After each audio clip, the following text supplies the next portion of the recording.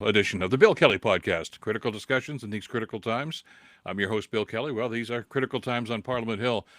We are moments away from the vote, the decisive vote on the first Mark Carney budget, Prime Minister Mark Carney's budget. There have been two other votes, of course, in the last couple of weeks. They passed both of those, but this one is the big enchilada.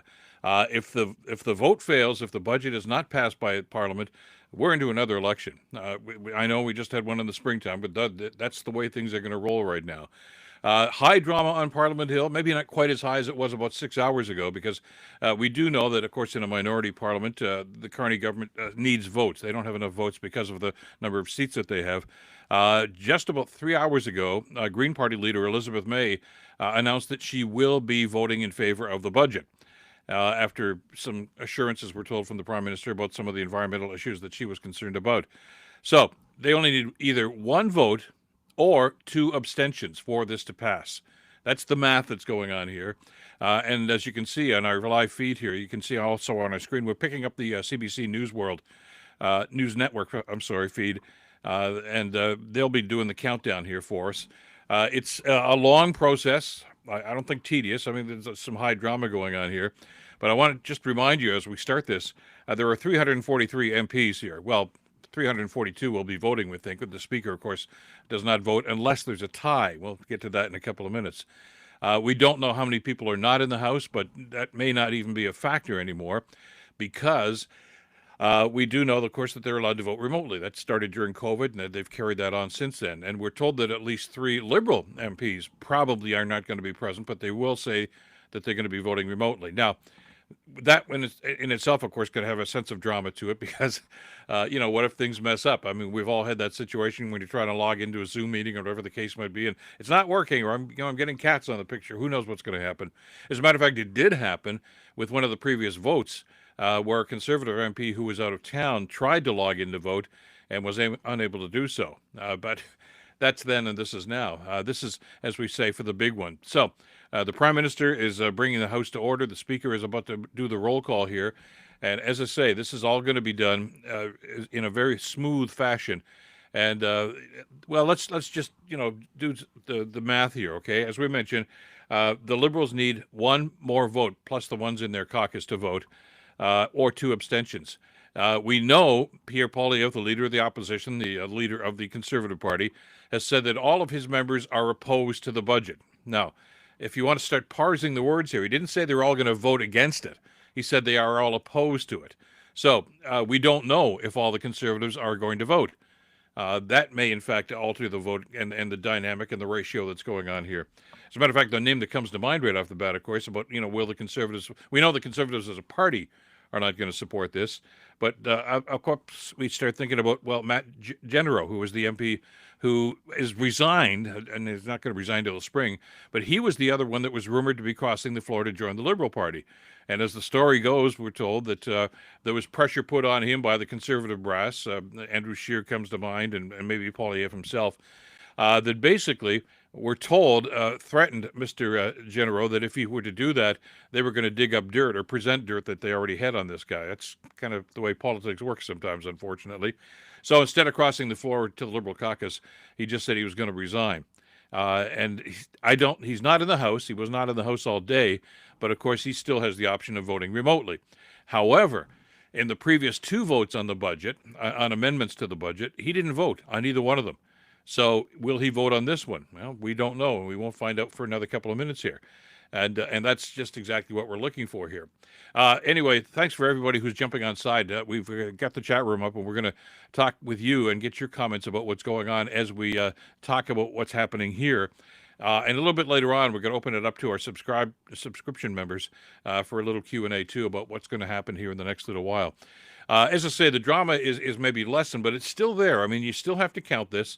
And this is why nobody is predicting that, hey, this is a done deal. Majority parliaments are altogether different, because the party whips all the members and said, you'll be there and you're going to vote for this. Minority parliaments, you just don't know. In 1979, if any of you will remember that, well, historically, we can remind you of it. The Joe Clark government went through a similar vote like this, and they lost. They thought they had the votes. It was a minority government, but they thought that they had gained enough support from some of the opposition parties to be able to get through. and they blew it. They miscounted. I don't know exactly what happened, but they lost that election, and they got thrown into an election that nobody wanted, just like what we're talking about here now, and they lost. The the Canadian public, the voters, decided, okay, enough with you. After just a few months in office, Prime Minister Clark, you're gone, and they re-elected the Liberal government under Pierre Trudeau in that particular case. Uh, I don't know that that's going to happen tonight. That doesn't seem to be the expectation. But again, as they say in hockey, you got to play the game. Okay, no matter what the odds makers say about who's going to win and who's going to do what, you got to play the game, and that's what they're doing right now. Angeline says, I predict that he will vote virtually. I'm glad you didn't miss this. Thank you for sharing. Let's go Liberal Party from Angeline. Appreciate that. David says he remembers that incident in the Joe Clark government. And there have been others too. Minority parliaments have survived these past, votes on the budget. But they've got to do some politicking. There's some horse trading, as they say in politics. What is it that we need to do to make you on side with this, to give you? And there's some, and he's done that, of course. Maybe the classic example and the more recent example that you might remember was the deal between Jagmeet Singh and the NDP and the Justin Trudeau government, where, let's face it, the NDP had a large say in what was actually going to be in those budgets. So that was to ensure that they were going to be on side. We're told that there wasn't a whole lot of that going on, that the Carney government simply said, here's the budget, we want you to support it. But the only example that we know of now where there was maybe some trading that was going on was with Elizabeth May herself. That apparently a number of the ministers did meet with Elizabeth May. As a matter of fact, we're told Mark Carney had a couple of conversations with her too, and that's what won her over. So we'll see what happens. But yes, for the NDP, well, they're the wild card in this whole situation. We know the Bloc are not going to vote in favor of the budget. I don't think they've ever voted in favor of a federal budget. But anyway, because there's never enough in it for Quebec, as they say, for them to support it. We know that the Conservatives, those that are there, are probably not going to support this. So what happens with the NDP? Do they want to force an election? I don't think they do. Simply because, let's face it, they're a decimated party. They don't even have official party status. They're almost bankrupt. They don't have any money, so they're not in any shape ready for an election. So, will they vote in favor of the budget? We don't know. It doesn't seem as if they're going to, but what they can do is abstain. If even 2 members of the NDP abstain, the budget passes. And as you can see, here's the well, this is the politics of it, but it's also the showmanship of it too. This is the theater of it. Pierre Poilievre standing up to vote, of course, and as you can see on our screen here, as we're talking about this, the roll call is being given.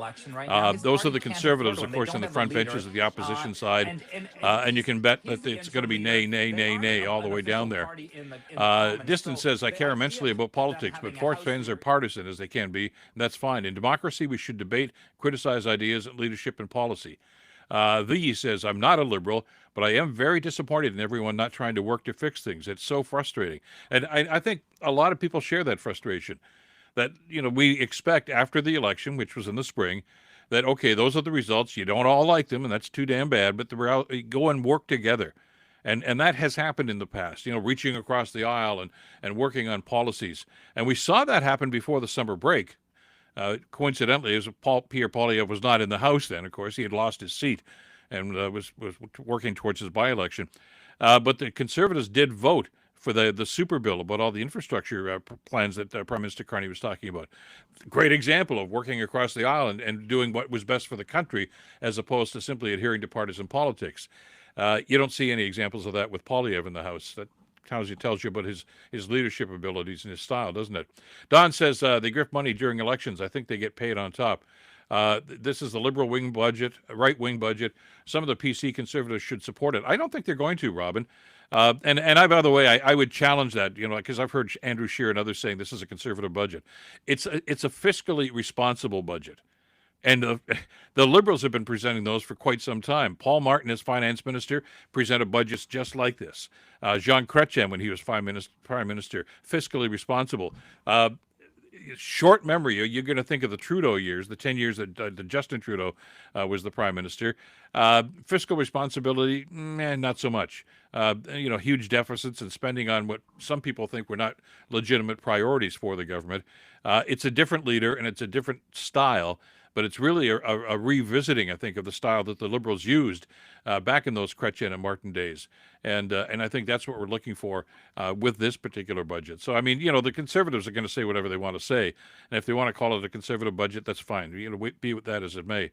But these are things that Mark Carney had talked about. And anybody that, as we've talked about on our podcast, anybody that knows anything about Mark Carney knows that these are his policies. This is what he did when he was the Bank of Canada governor. This is what he did when he was in charge of the Bank of England. Fiscal responsibility. And that was one of the things. Where do we go? Some interesting comments here. Right, exactly. So more right than we have seen in a long, long time. Cons can't govern for the same reason Republicans can't govern. Thank you for that, Sloopy. Some great comments about what's going to be happening here. Now, this is where it gets interesting. Now, of course, the Bloc are voting now. You can see them standing up for the roll call, and they have already said that they're not going to be supportive of this.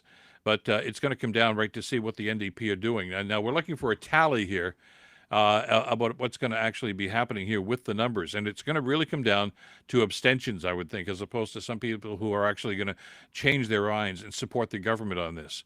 You know, traditionally, of course, the NDP are going to look at this and say it doesn't have anywhere near the sorts of things that we would put in a budget, nor should it, I guess, because they're not the government. But that's the whole thing here. So instead of trying to justify voting for the budget, they could just as easily abstain and say, look, we didn't like the budget. We weren't crazy about the things that were included in that.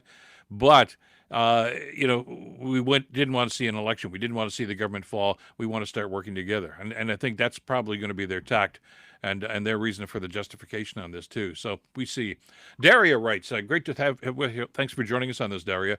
Says, I want people of all parties to vote yes or based on an intelligent review of the budget. And God knows they've had enough time to do that right now. Kiri says, oh, my God, please pass.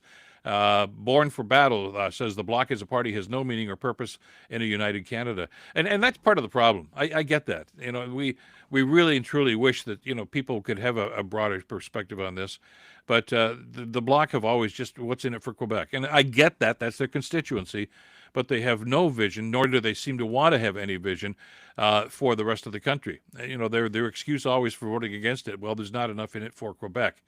Well, you know, that's one element of this, but if that's what they're going to base their vote on, I mean, they're not a player here. They're there simply because of population. But I'm perplexed and flummoxed by the Bloc's participation in this. Mitch says, I really like the PM Carney's not offered any gifts to bribe the other parties. Honest men are like that. And it's right. Let me see here. Randy, if I blocked in the Conservatives under PP who are responsible and should be voted out the next election. John's abstaining, says, and we're doing the count here, of course, on the screen as to who's going to be going where. And the numbers here are indicating right now that, again, it's going to come down to abstentions. And we're looking for the vote here. I know usually they do a running total on this, and this is what we're looking for right now. As to absentee votes. Ask for that. Now, the electronic voting, of course, is what we're showing on the screen now. Those are who are not present in the House. Just 1 second. Heather McPherson, Don Davies, Alexandra Bouleris, and Jenny Kwan all voted no. Gord Johns did not vote. He stayed seated. So Laurie Idlout, we need to just check on that because that was a vote that was cast as no, then disappeared. There's still no vote recorded there for Laurie Idlout, which is an interesting one, if that's in fact the case. And we know that Leah Gazan voted no virtually. Matt Jenneru has not yet voted. Sorry, Rick, I just wanted to bring people up to speed. Laurie Idlout's an abstention. Laurie Idlout is an abstention. So there you go.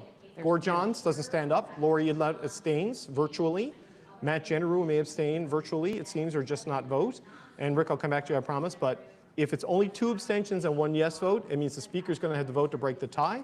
If there's 3 abstentions, the Liberals win this by 1 vote, and the Speaker does not have to vote. Let's listen to Francis Scarpaleggia. We're not able to vote due to technical difficulties. They may now use the raise hand function, and the chair will recognize them. Ms. Gazan. Yes, thank you, Mr. Speaker. I just want to make sure, like, this budget had nothing for MMI. I can't hear the honourable member. I can't hear the honourable member, but yes, trying to give a speech. That will not be allowed. The honourable member, if I could have a bit of silence in the House so I can hear the honourable member. How does the honourable member vote? Yes, I just want to make sure. See, what they're asking here is it's yay or nay is all the members are allowed to say here. They're not allowed to give speeches. And she apparently doesn't seem to want to follow that rule. We're watching, as we mentioned, that's CBC Leah News Gazan Network. trying to give a speech when she simply got an opportunity to say whether she voted yes or no or abstained. And so her vote is registered as a no, and they're just going to let her confirm it, or that's No, it. I'm not. Okay. because they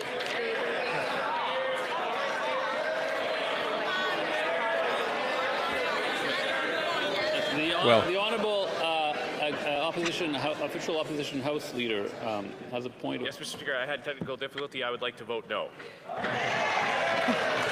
Okay, that would have been big news. If Andrew Scheer had decided to let this pass, that would have been We're big listening to news. David Cochran on there's a CBC clarification. with his their coverage, of course, that we're Speaker, putting I up on the wasn't screen able to here. use my app. I would like to vote no.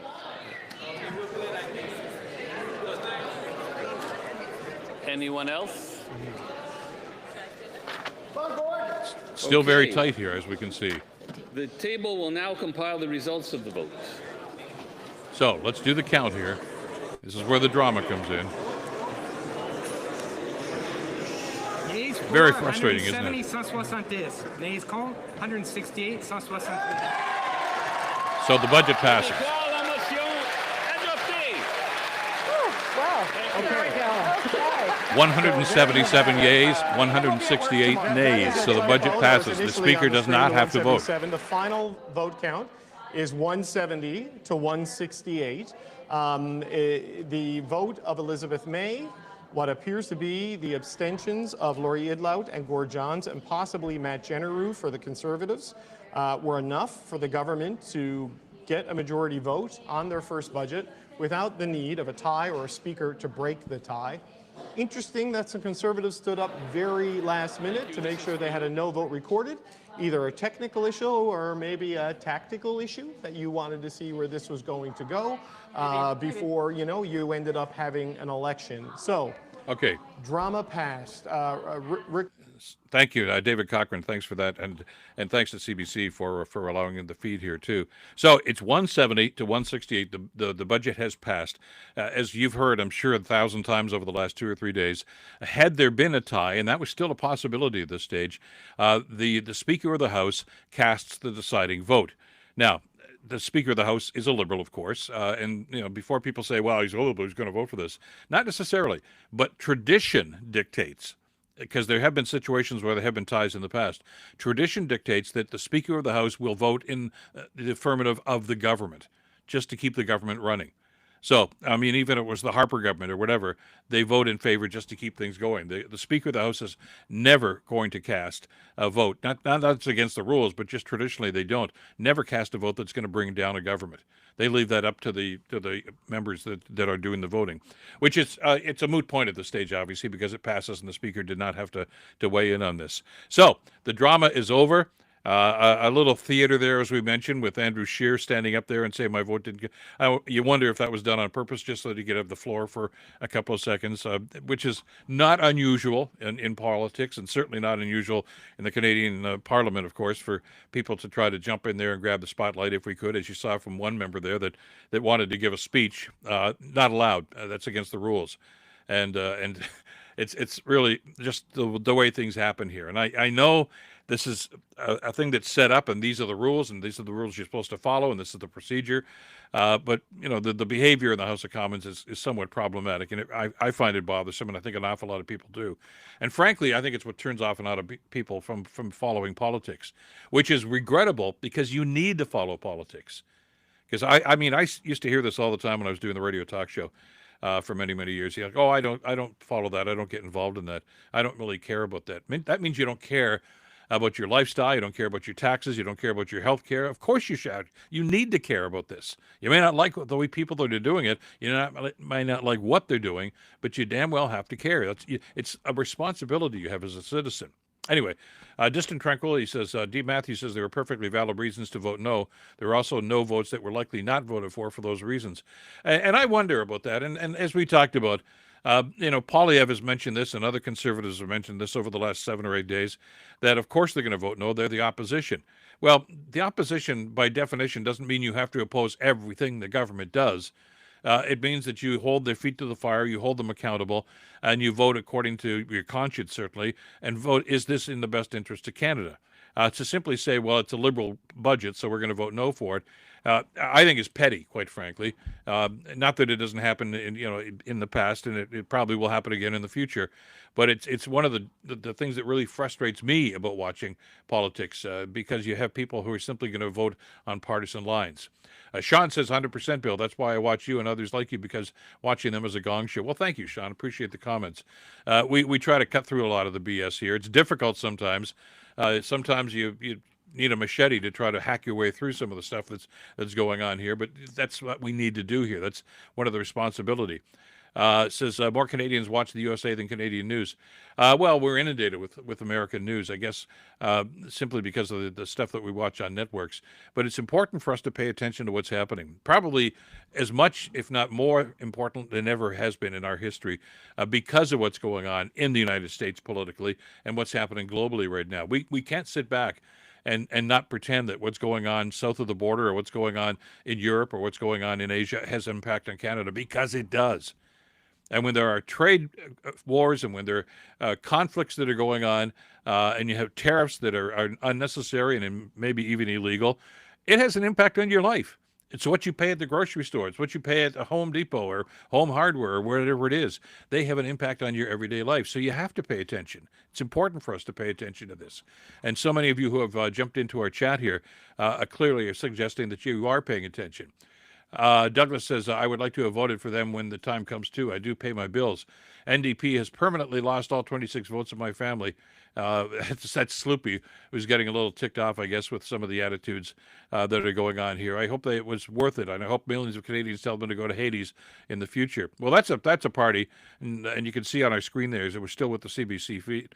That's Mr. Davies, who's the interim leader of the NDP. And I guess they're going to try to justify what they have done. But this is a party right now that clearly is looking for an identity. And I think the Canadian public are going to be looking for next steps and say, just what kind of a party are you going to be? We know about some of the people that are going to be involved in the leadership race for the NDP at some point in the not too distant future. And, are they going to reinvent themselves? Is it going to be the same old, same old? That's going to go a long, long way towards what kind of party that this NDP is going to be and how Canadians are going to perceive them. Thank you, by the way, Douglas, for your $10 tip. I really do appreciate that. To get the kind of support that you're giving us here for the podcast. The subscriptions and the tips are greatly appreciated for us to continue the work that we're doing here. Curry says, I can watch Canadian politics like it's a sporting event. Well, it sort of is. Winners, losers, you need referees, which is what the Speaker of the House is supposed to do. I don't know that they do such a great job all the time, but on the other hand, too, if you're watching football or the Grey Cup or a Leaf game or something, you never like a lot of the calls the referees make there either. So I can understand the frustration there. Dale says Carney needs a short-term win. He needs to call over the carpet the conglomerates like Loblaws and Sobeys. Trudeau called them in, and they spewed some dust, and nothing ever happened to them. Yeah, I know. Trudeau went through the motions on some stuff, and you're right. I mean, when he had to bring the hammer down, he rarely did. And that's never going to happen, of course, with Poilievre. Poilievre seems to, for some reason, have some sort of a relationship with the Westons and others in the industry. As a matter of fact, one of his senior members of his advisory staff, Poilievre's advisory staff, used to be a lobbyist for the grocery chain. So, are you really going to get a government under Poilievre to play hardball? I don't think so. That's part of the problem here. Damien says about Charlie Angus. Charlie Angus, of course, is an ex-MP at NDP that was there for the longest time. Has more wisdom and more spine than most of the ex-colleagues combined. Charlie making a name for himself, of course, on social media and podcasting these days since he left the House of Commons. He was there for quite a long time. Can the NDP just go back to being left-leaning? This centrist ideology is nauseating me. Herd mentality with no vote. Carney is dealing with the house on fire, and the NDP is complaining about mowing the lawn. Troy, interesting analogy. Interesting watching the comparators there. And again, that's part of the frustration that we're watching right now. Can anybody work together here? And I talk about this constantly on the podcast, that you want to see some reaching across the aisle.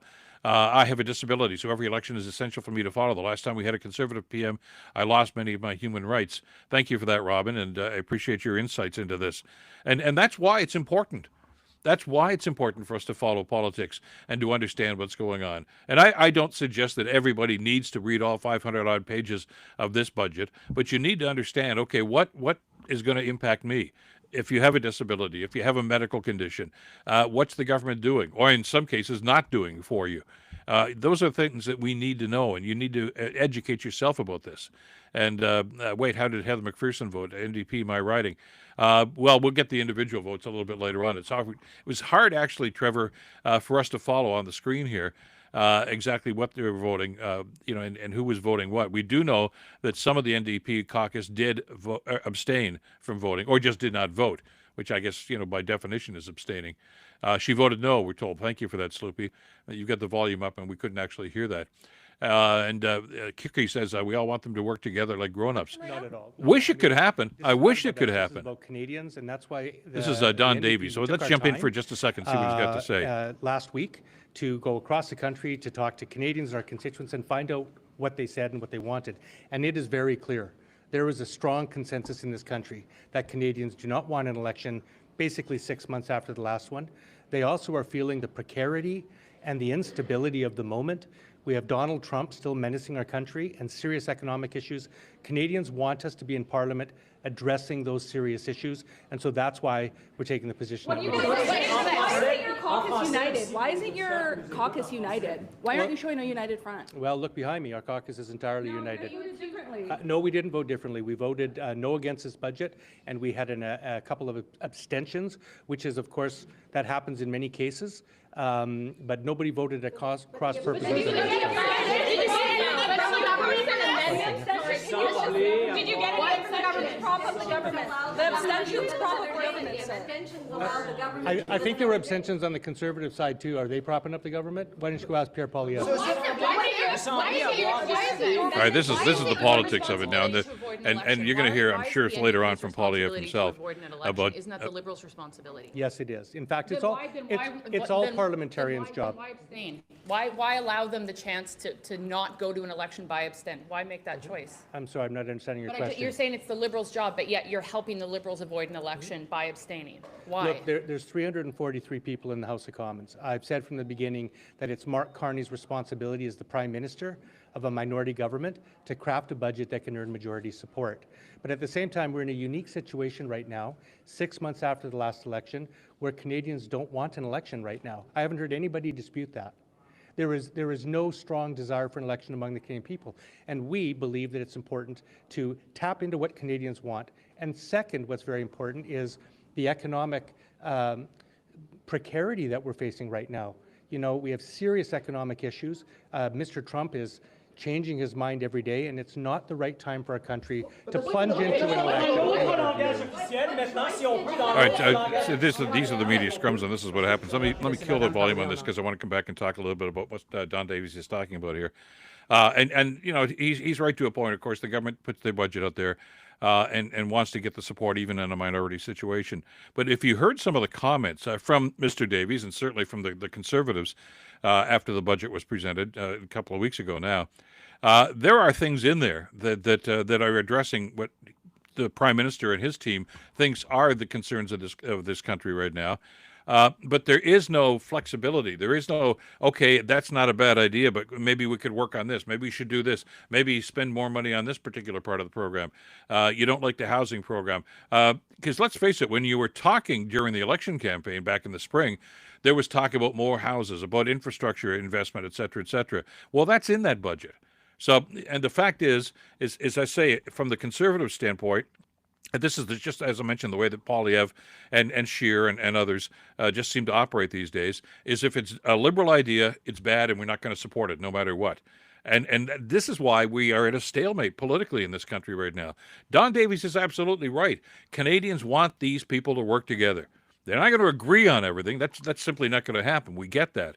But can you just put aside the partisan BS that we're inundated with time and time again and try to work together? And it doesn't mean you have to, throw your principles out the door and simply say, okay, we're just going to do whatever it takes to avoid an election. That's not the case at all. But Canadians, I think, by and large, and we talked about this over the last couple of weeks on our podcast, overwhelmingly don't want an election. It's not because they don't want to get off their butts and vote. It's because a lot of Canadians, upwards of 70%, think that we're moving in the right direction. Do you get that? That's probably burning Poilievre's ears when he sees those numbers, but Canadians think we're moving in the right direction. And there's no strong consensus that, yes, everything the Prime Minister is doing is perfect, it's right. No, it's not.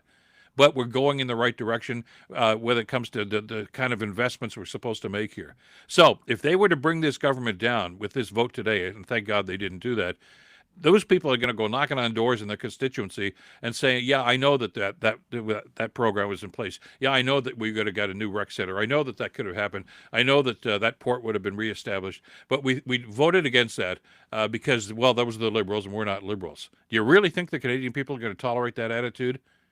There's always going to be a sense of partisanship. I get that. But by the same token, I think we're sick and tired of watching these guys and the antics going back and forth in Parliament on a daily basis. Now, question period is laughable. There's no sense of, okay, can we work together on this? It's all about barbs and witticisms. Well, they're not that witty, actually, and slogans. And that's not the way you're supposed to run a country. So I can understand the frustration that many of you are talking about here. Sue says we are moving in the right direction. Yes, we are. Sue, and the surveys that we've talked about, and that's all of them over the last couple of months, indicate that that's the case. They like the idea about infrastructure investments. As a matter of fact, we've talked to a number of economists, and I'm sure you've seen some of those stories too, the consensus seems to be, this is all good stuff, but can you get it done? Well, that tells you that, yeah, you're moving in the right direction. Now, the concern now is implementation, which, by the way, is a problem that just about every government has ever had. Can you get it across the finish line? Can you make it happen? Which the Prime Minister says is one of the reasons why this infrastructure fund is in place. Dale Miller says, I would rather have an economist as leader than a person that has no idea beyond his $220,000 a year pension. A lot of people are feeling that way. Poilievre has got his own problems. And he spent a good part of the last 10 days or so, instead of talking about the budget or reading the budget, or if he ever had read it, trying to basically duct tape the support around his own caucus. He said one member crossed the floor to the other party, another one who we're told wanted to, and ended up, because he was being threatened by his own party, ended up saying, okay, I'm just going to quit, which he's announced. We were told that there were others that were like that too. So this is a guy that's got his own internal problems. Thundernote says people are getting too comfortable with the way the world was without realizing how things have changed. So they just keep playing the same games without realizing there are real consequences. That's a very valid point. Given the scenario, given the problems that are going on in the world, and obviously Donald Trump comes to mind as number one problem, but there are others. You can't do what we've always done here. It's going to take somebody with some courage and moving us in a different direction. Darius says the Conservatives will collapse in support over the next 6 months as we watch the U.S. Ahead in time, with us and Trump Republicans falling apart. That's going to be the future of Conservatives here too. Well, interestingly enough, of course, since Poilievre just seems to be the Maple MAGA, I used the comparison, I guess, on the podcast a couple of days ago. If Trump is Dr. Evil, this guy's mini-me. PP is the poster boy for IDU folks, the fascist authoritarian IDU chaired by Harper. Former Prime Minister, of course, who was in charge of that particular international body that props up people like Orban and others. These are authoritarian, extreme right-wing governments. And it's not the direction I think Canada wants to go in. Certainly, it seems to be the direction that Poilievre and Giovanni and others in the Conservative caucus these days would love to push this country. And anybody who's got any questions, well, maybe we could try that. Just look to the South and look at how Trump has decimated that country right now. D. Matthews says PM Carney's budget is not designed to solve all the concerns we have. It's a start, not the be-all and end-all. This is going to take time. Previous governments were too risk-averse to try anything different. Very valid point.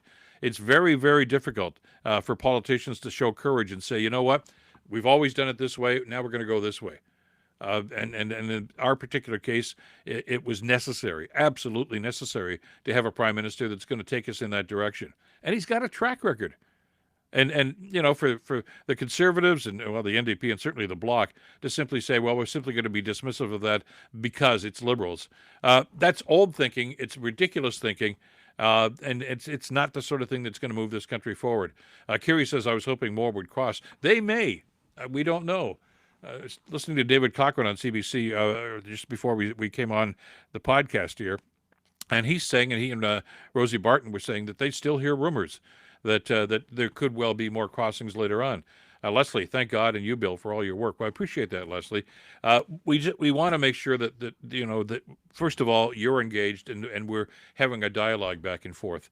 Too many people right now have adopted an ideology, rightly or wrongly, and they just cling to that. And anything that doesn't fit within their very narrow parameters, they oppose, sometimes violently. And it's a pretty scary scenario, but it's what's happening right now. And it's one of the reasons that's holding us back. It's one of the things that's basically destroying the United States these days, and in other countries too. We got a chance here, and this is what we've talked about on the podcast. We've got a chance to not repeat what's going on in the States. Listen and learn. Do you really want to see the sort of dissension that's going on there? We do have a lot of conservatives say that Carney ruined the UK. What did he do? Well, you know what? That's a load of crap, okay? Mark Carney did not cause the Brexit exit. As a matter of fact, he was brought in to solve the problem. It was the Conservative government, by the way, that hired Carney to be the governor of the Bank of England. And it was the Conservative government, and it was Mr. Carney that basically started to move the government away from the crap show, shall we say, that resulted from the UK actually voting to get out of the European Union. That was one of the huge mistakes of all time. Carney was left with that mess. Here, clean this up.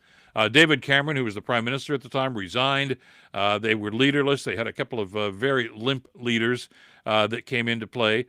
Theresa May being one of them, who didn't like Mark Carney. Well, you know why? Because Mark Carney probably at some point said, you know what, you guys screwed this up. The government, it's politicians that make the policies and decide on the policies, but they wanted to look for a scapegoat in this, and the Conservatives, of course, are going to look to that. I just remind you that the people that hired Mark Carney to run the Bank of England give him high praise. It was Stephen Harper and Jim Flaherty that hired him for the Bank of Canada job here. They praised him left, right, and center, said he was one of the main reasons why Canada was able to pull themselves out of the recession in 2008, 2009. But, I mean, now he declares himself to be a liberal, so all of a sudden, in their eyes, he's a bad guy. That's partisan politics, again, which is part of the problem. That's part of the problem in this country now, not part of the solution. Angeline says, Canada is not so broken. Thank you, Prime Minister, from Gretchen. Appreciate that.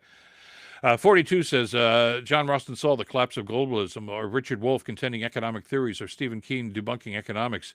A number of books that have been written about that. Of course, there's, I think, a commonality here that we've come to accept. Even if we're not economists ourselves, and most of us aren't, we understand that there has to be some, I think, homage paid and some attention paid to looking at economics right now. Darius says, tell this to all the parties, Liberals, Conservatives, NT, Blue, Black, and Green. They have to work better together, as we, the people, have to continue to push this message as much as possible. Well, that's up to us, isn't it, to get that message to them, instead of the partisan things that are going on. We need somebody who has an understanding of economics, like a Mark Carney, who's been involved in economics all his life. Not just with the two jobs as Bank of Canada and Bank of England, but of course working in that world, and working, by the way, in G7 conferences and G20 conferences as well. I mean, he's rubbing shoulders and has rubbed shoulders with these world leaders for years. They know him, and he knows them, and he knows what's going on globally, as opposed to the guy on the other side of the aisle. That's the only job he's ever had was sitting in Parliament since he was a young adult, most of the time as a backbencher. That's hardly the sort of resume that's going to put you on the stage in world leaders that Mr. Carney finds himself on a consistent basis. And I think Canadians are getting wise to that. Thank you, Thomas, for your $27 tip. We really do appreciate your support once again. And thanks to all of you that have weighed in on this. And new subscriptions that come in on a pretty regular basis now. We're really happy to see that. It means that we're starting to touch base, and we're starting to connect with each other. And that's so important, I think. You can't just listen to the politicians. You have to have some analysis. You have to understand what they're saying, why they're saying it, and the impact it's going to have. Hook says, my son had a degree in economics, and he thinks Mark Carney was the right choice for Canada, and my son is not even a liberal. Interesting perspective. Terry says, even MAGAs are starting to see the pain that Trump is inflicting on his cult followers. Well, he's starting to even backtrack now.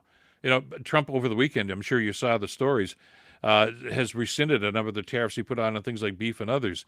And now he's saying, I'm solving the problem. You started the problem. I mean, how Americans are so naive to this. Trump starts the fire, and then when he starts to put some water on it and says, hey, I'm solving the problem, you shouldn't have started the fire in the first place. You shouldn't have put the tariffs in place in the first place. Everybody told you that it was going to ruin the economy. Everybody told you that it was going to create hardships, yet he does it anyway. And then don't come back after it and say, well, I'm going to solve the problem now. You caused it. And Americans have to wake up to that. And Canadians have to watch and learn to understand that we can't allow that sort of thing to happen here. Mark Carney's doing what he can here right now. We have to understand just how this is going to go. I mean, this is a government that's really only been in place, as we say, for a few months, and 2.5 months of that, the Parliament was not even in session. So it's fascinating to see with a short period of time the sort of things that are going on. Robin says, I stopped watching the news. You and other channels give the truth to us. Thank you, Bill. Well, we try, Robin, and I do thank you for the kind words. The news is one thing, but the news, as we've said, can be slanted and often is slanted and doesn't identify itself as slanted an awful lot of the time. So that's one of the things that I find frustrating, and I'm sure many others do too. Lady Heather says, love your channel, Bill. You're supportive of Carney, but not afraid of criticism either. I feel you have a balanced attack and criticisms here. And that's what I love to do here. It's got to be balanced. We will criticize when criticism is warranted, and we will analyze what's going on and talk about the good, the bad, and the ugly of some of these policies. And when they fail, we'll talk about those too and why they failed. Robert says, as a 60-year-old lifelong conservative, grew up in the conservative family, I always told not to trust the Liberals. Am I wrong that the PCs and the Libs seem to have swapped their ideas? Carney is not Trudeau. Carney is not Trudeau, which is why he's the Prime Minister now. Because I think even Liberals, many Liberals, realized after a number of years that Trudeau was not the way they wanted this Liberal Party to go. And I think I talked about this in one of our earlier podcasts some times ago. Trudeau moved this party so far to he out NDP'd the NDP. And I think that caused an awful lot of Canadians to feel very uneasy with what he was doing. And basically what the party needed, the Liberal Party, as I understand it, because we talked about this during the leadership, such as it was when Mark Carney eventually won that leadership, is that they needed to get back to their home base, which is where Carney is bringing them right now. The days of Paul Martin and John Chrétien and John Manley as finance ministers, people that had a handle on the economy and had some vision as to where we needed to go.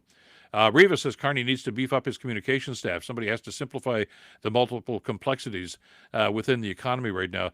Very valid point, Reva. We've talked about that on the last couple of podcasts. I think that they really need to address that. You can have the best ideas and the best policies, but if you don't communicate them in a way that the public can understand them, then you've got a problem. And I think that's something that you really need to work on. Karen says Carney is basically a red Tory. Or some people might suggest he's a blue Liberal. Is that not the same thing? I mean, and there's a point to be made there. I mean, basically, Canadians, by and large, I think feel most comfortable in the middle of the political spectrum. Maybe middle left, maybe middle right, which is what the Conservatives and the Liberals have stood for. I don't think they're comfortable going to extremes. And Poilievre wants to take that Conservative Party, already has taken that Conservative Party to the extreme. Trudeau took it to the extreme on the other side. Carney, I think the reason so many people are gravitating to him right now, understands where our comfort level is as a country. That we need to be in the middle. Like I say, some policies might be center left, some might be center right, but that's where our mindset is, and I think it's the mindset of an awful lot of countries in the G7 and the G20, which is why he seems to fit in so well. Doug says, I never voted Liberal in my 50 years of voting, but Carney I will vote for. Thank you for that, Doug. Interesting. Trump is always a Marxist and a firefighter over and over. Why are Americans so stupid, Keith? Well, 90-odd million of them were stupid enough to do that. The question we asked, of course, is, you saw what he did in the first term. Why in God's name would you give him the reins again? Yet they did. And you see what he's doing to that now. It's fascinating to see just how people seem to, again, have blinders on when it comes to voting in situations like this. Jeff says, red Tory, blue Liberal, same thing. I've always seen Carney as center-right, just like me. I agree, Jeff, and just like a lot of Canadians, I think. We have you to give us the understanding of what Carney's all about. Well, I read the book. I don't know how many people who criticized Carney reference the book. I wonder how many of them have actually read it. He talks about environmental issues. He talks about moving the economy forward, but with paying attention to the economic impact, but also the environmental impact. That's what he's been all about. This is not a new Mark Carney. This is the same Mark Carney that has been around for years and people around the rest of the world have come to know. That's why, remember, I mentioned the story, I guess it was a month and a half or so ago. Remember when the UN General Assembly started their fall session? I guess it's in September now. Anyway, Carney was there, of course, because he was going to address the General Assembly. He was there for 3 or 4 days. We had a story that we carried on our podcast. Something like 86 world leaders wanted to have time with Mark Carney. They wanted to set up an appointment to talk with him because they respect him, because they understand that this is a guy with vision and a path forward. They didn't get 86 people lining up to talk to Justin Trudeau. Certainly didn't get 86 people lined up to talk to Stephen Harper. But Mark Carney had that international respect. So what do they know? They know that this guy's got a track record. Polar Vortex says some are blaming the NDP for the close vote, but I hold the CPC and the PQ more responsible. Yeah, I agree with you on the situation like that. We know where Poilievre was going to go. This is his leadership style, which is why I think there's so much turmoil and so much dissension within the Conservative caucus these days. But you know what? They made the bed. They're going to have to live with it right now. Canadian Kevin says, I voted for both parties over my 45 years of living, and I feel that there has to be give and take, and I always seem to be in the center. And we've seen that, I mean, we can go back to those old days, with Pearson and Diefenbaker and Trudeau and Stanfield. RJ says, I loved your article about the fighter jet decision. I agree if Canada decides not to buy U.S. jets. Love to see them buy the Swiss jets, which may happen. The King and Queen of Sweden apparently are coming over here in a couple of days to Ottawa to meet with the Prime Minister and others, and we'll see if a deal comes of that. It's fascinating, and I think it's heartening to see so many people starting to get involved in this and pay attention to what's going on. This was a big day for the Carney government because this is their first full budget, and there was some concern, obviously, in a minority situation as to whether or not this was going to pass. It did by the narrowest of margin, 170 to 168, but it's passed. This is not the end. I don't think the Carney government, I don't think anybody in the caucus room right now is popping champagne corks because this is just the beginning of what needs to be happening here. Buju Chevo says, Bill, I'm a newcomer to this country. Thanks for your work, and I'm very well informed. Appreciate that, and thanks for joining us on the podcast. And stick with us, too. We do appreciate all the support that you're getting on this, and we want to continue with the support you're giving us to bring these stories to you and bring points of view so that you can be informed about what's happening on. I mean, anybody, as we've talked about, anybody can have an opinion, but an informed opinion, I think, is a lot easier to bring into a discussion and a debate. And people feel a lot more comfortable if they actually have the facts.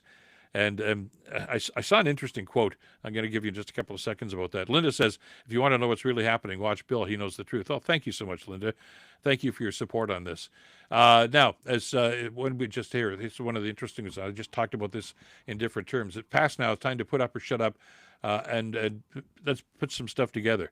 It's time to, and at speeds never seen before. That's what the government's trying to do right now. And if Carney and the others on the other side of the parliament, on the other side of the aisle, if they're simply going to be obstructionist, then to hell with them. I mean, at some point we have to ask ourselves: are you here for Canada, or are you here for your own political ideology and your own political gains? Because that's the wrong thing to do, and that's the wrong way to run a government. If you've got people that are simply focused on their own self and their own entitlements, it's frustrating to see this. I get frustrated every time I see Mr. Blanchet stand up in the House. I get it, okay? It's a Quebec-centric party, and he's very concerned about the interests. But for God's sakes, I mean, you're part of Canada, whether you like it or not, Mr. Blanchet, and you have to understand the responsibility that the federal government has is to the rest of the country, not simply to Quebec. And I think, by the way, from the discussions I've had from people in political life and others, most of the people in Quebec feel that way. That Mr. Blanchet thinks that there is some talk now about perhaps having another referendum. I don't think people in Quebec even want to see that now. But every now and then they have to beat that drum, basically to justify their own existence, I guess. I really wish they could get over that crap. Carney, the best thing to happen in Canada. He's a visionary. Yves Duquette, thank you for your comments, joining us here on the podcast. Justin says it's hard to believe the Conservatives picked Pierre as their leader, but they did. And probably, Justin, probably going to see him pass his leadership review in January, too, because basically there's nobody running against him right now. Riva says you can bet that Trump was watching. Well, he says he watches the Canadian political scene. I don't know that he does. The worst thing, if you want Trump to not see anything, put it on paper because he doesn't read anything. But I know he's got the TV on 28 hours of the day in the meantime while he's on his social media site. So even if he didn't watch this, you can tell, and it can be sure that somebody informed him about this. And I get the sense, and I know that, Trump is such a difficult guy to try to understand because he just flies off the handle in so many different ways. I think he respects Carney. I think he does. I know he never respected Trudeau, but I think he respects Carney. Anybody, I mean, even somebody as dumb as a guy like Trump is, I think he understands intelligence, or at least he can recognize it anyway, which is amazing because I don't think he surrounds himself with anybody with any intelligence, but including in his own family. But be that as it might, he understands that this guy is somebody who knows what he's talking about. This is a guy that already has international respect, and in some ways, Trump may actually envy him in that regard. Let me see here. Boldcast says, the Bill Kelly podcast, more of that, welcome. Thank you so much. Yeah, we're going to keep doing this. Card says, the sad thing is PP is very popular in his own party, but outside of the cons, he is detested. I'm not so sure that he's very popular in his own party either. But, they want to sing from the songs. There's always this idea of, well, we're united. We're all together on this. I get the sense, and when I talk to some people that are covering federal politics on a consistent basis, and even though I've been out of the business for a couple of years now, media business, I've still got a lot of colleagues and friends that are still doing that. And they will tell you that a lot of people in the Conservative caucus are really having second thoughts about Poilievre as a leader. Because let's face it, the whole thing is, yes, you want to govern. You want to win. All right, you don't get in there and you don't run elections to, well, I gave it a great shot and we finished second, but I'm proud of that. You want to win. And if the Conservatives can't win, if they can't get power, then you got the wrong guy. And when you look at some of the people that they put up their leadership since Harper left, and they couldn't knock off Trudeau. Trudeau was so unpopular. Trudeau was a litany of mistake after mistake after mistake, most of them self-inflicted wounds. Some interesting policies and some very effective policies. The guy wasn't a total disaster as the prime minister, but he was not liked. I don't think a lot of Canadians could warm up to the guy. He could have been and probably should have been defeated in a couple of those elections, yet he won. Because, first of all, he's a very good campaigner, was a very good campaigner. And second of all, I think Canadians looked at the opposition and said, Andrew Scheer, are you kidding? And on it goes. And now it's Pierre Poilievre. Robert says, in my opinion, a whole lot of people dislike the budget is what the government is trying to build a future. And what past governments have done is why we are in this mess. It's where you spend the money, Robert, and that's a very good point. And I know the Prime Minister has talked about that, and we have mentioned that on the podcast. Is the deficit a big number? Absolutely it is. But I'm looking at where he's spending it and why he's spending it and the return on investment. And we do this all the time. You go into debt, I go into debt. Most people don't have $1.5 million to buy a house with. You borrow it, you buy it, but that's an investment. Or you want to start a company, and anybody who's in business, a small business even, understand that it takes capital to build something up, and you want that return on that investment. So if we're going to spend millions of dollars upgrading the Port of Montreal or the Port in Churchill, and all of a sudden you're going to see increased business and more jobs created and more international trade, that brings money back in. But you're not going to get that money coming back in unless you spend the money up front to improve the facilities, whether it's a pipeline, whether it's a port facility, whether it's rail lines, whatever the case might be, whether it's a manufacturing plant. It takes money to do this. Poilievre doesn't get it. He just doesn't seem to understand because he's never been in business. He doesn't know anything about this. Carney, on the other hand, is somebody who's got that experience. Dale writes, Carney's not a politician. He thinks long-term and maybe not run past a 4-year term. We have to play catch-up since both parties have let our military down, and we need to protect our country.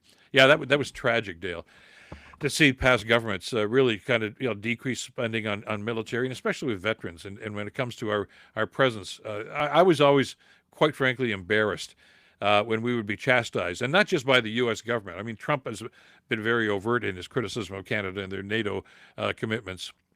But other presidents and other world leaders have felt the same way. They just haven't spoken loudly about it. But I'm sure they did talk to past prime ministers, including Harper and Trudeau, about this. And it's about time that we stepped up. The world is a different place. And without trying to sound overly dramatic, the world is a much more dangerous place than it was a few years ago. Look at Ukraine. Look at the Middle East. Look at what's happening in Southeast Asia. The political and military situations that are, almost boiling over in some situations. Canada has a role to play here. And as Jimmy Carter, the late Jimmy Carter said, President of the United States back in the 70s, war is hell and war is wrong, no matter what. But sadly, in our current situation, sometimes, no matter how wrong it is and no matter how horrible it is, it's necessary. And it's a reality that we need to face. We can't just stick our heads in the sand like we have in the past and pretend that things aren't happening. And I think this Prime Minister gets it. That's what he's been doing. Bill says the U.S. creates so many wars and then wants everybody to finance weapons for conflicts most of us are not responsible for.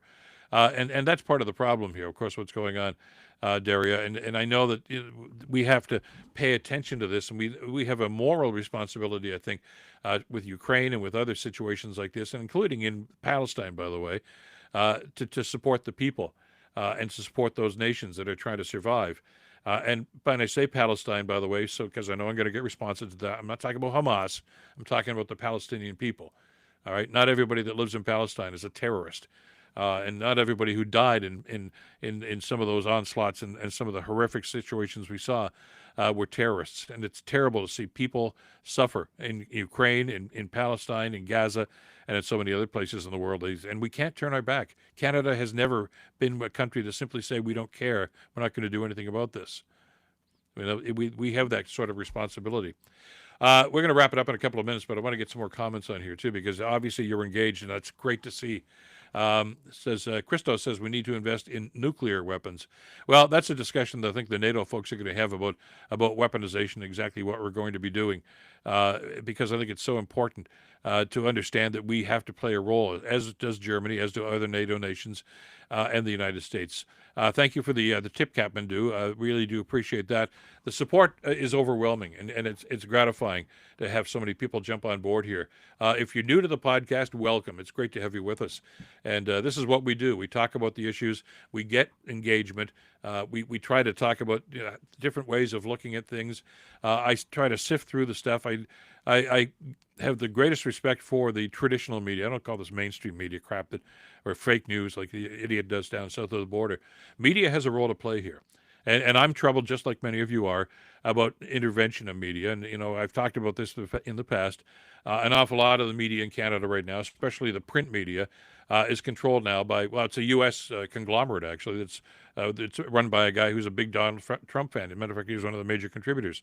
It's American-based, and it's very MAGA-based, and including the Post newspaper chains, the Sun newspaper chains, all of them, of course, are influenced by the Trump people because they're owned by Americans now. And that troubles me as a Canadian to think that we're not getting that filter. An awful lot of local newspapers have gone out of business or been swallowed up by these huge conglomerates. And it's the same thing with television.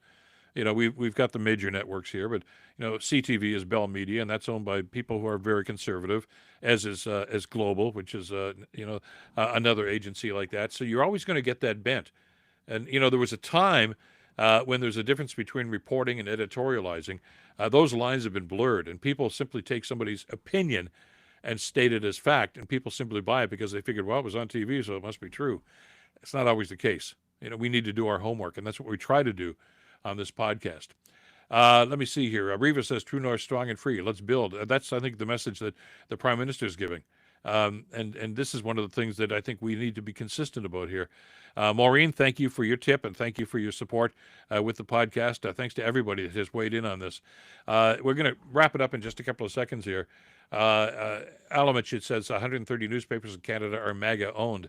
And that's not to paint everybody with the same brush. I know some people that work on those, some of the writers for some of those newspapers, and they're fine writers, and they're very good at what they do. But I'm just saying the editorial content and the editorial slant is going to be different, and you have to take that into consideration. And that's what we try to do here on the podcast.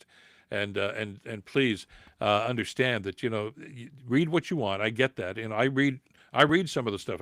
I don't simply because I understand where the National Post is coming from or the Toronto Sun is coming from or whatever, that I'm not going to read them. Of course I do.